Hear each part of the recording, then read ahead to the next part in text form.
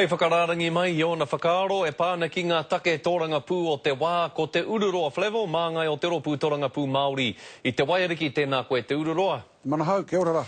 Kei te whakamānutia e hone harawira tōna rōpū hei enei a rangi whakatā e hoa pe heo whakaaro. Kone te kōrero e harita me take nui kei aia te tikanga. Ko roa tērā whakaaro e rere haere ana. Harita me he take tērā kia mātou, ko tā mātou ko te aro ki ngā ka take nui kei mui a mātou o te Pāti Māori tēnei wā. Hei tāna te Ururoa, hei tā harawira, kua takahia e koutou te whakaitanga i Wainganui i a koutou kohone. He tika tēnā? Ka reo te paku whakaiki tērā. Kua roa mātou e mātakitaki atu ana. E mau pūmau ana ki te hihio, ki te me ki te rārangi kōrero i tērā kirimana, kia kau e whakahe atu, kia kau e whakahe mai, ērā āhua tanga katoa, i ngana nei mātou ki te whaiwhai haere tērā tikanga. I tēnei wā tonu, nei kei te tirohia tērā take e te prehitini, a pen bird, me tētahi rōpu whaiti nei, mena a koe hone ke te mea i whawhati nei me ki i te kirimana, i tēnei wā ko tā mātou ko te ki atu. Kao, kāre mātou i paku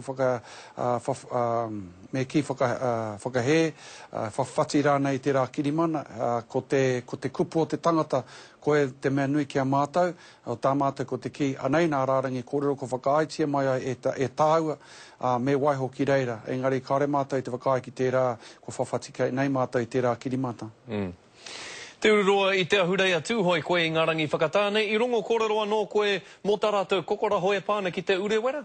Karekau, oi anō i kōrero hia i te marae, mo te wā poto, i te pōhiri, i te taite kua hipāke, ara anua tu nā take i puta, i rongo au ētahi o ngā kupu o ngā haka, o ngā waiata anō hoki, i au e hārere ana i te takiwā, e whakahe nei te mahi a te John Key, a te Premier, hoi anō kaore kore i kōrero hia e rā take, te tūmana koea kai te kōrero hia tonutia te rā take e nai tūhoi me ki te minitamu ngā take tiriti.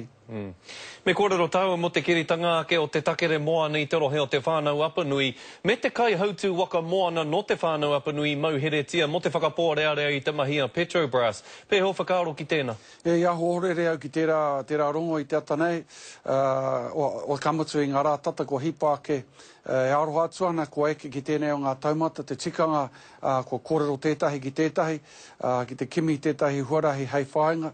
Kamatu i te rongo nā ake, kui pērā rawa te prihimana, i ngana nei mātou ki te whakapātu, ki te tari prihimana, ki te kimi pūrongo, ki tāi ai mātou te ātou te tiro ki te kaupapa nei, ki taku mōhio kua heria ki te kōti, ki reira whakatau ai a te parārea tū mai nei, no reira kua ahua, ka waiho te aki ki reira mā te kōti tōnu tērā e whakatau engari ko te aroha ke ko koe ki tēnei o ngā taumata mō te taha ki a te whānau Apanui rāu ko Ngāti Porou kāre mātou te whakai ki a pērei rawatia e tētahi o te hunga me ki o ngā uri o engai iwi e kōrero hi ake nei.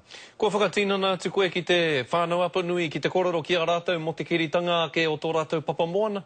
Ko whakapātu au ki ētahi, hari te mea ki te, ko te mate ke, i ngana nei au ki te koro ki te rūnanga, i tai atu au ki reira, i ngā wiki tata ko hipāke, engari e hari te mea ko kōrero tahi māua, ko rekirangi ki taku mōio, ko rekirangi keis tētahi ko āhua noho ki Wānganui, i ngā kōrero a te prihimana, me kiki, e roto i ngā raruraru e kōrero hi ake nei, kamatu kāre kore koea te reo kōrero mo te whānau Apanui ki te taha ki a Petrobras.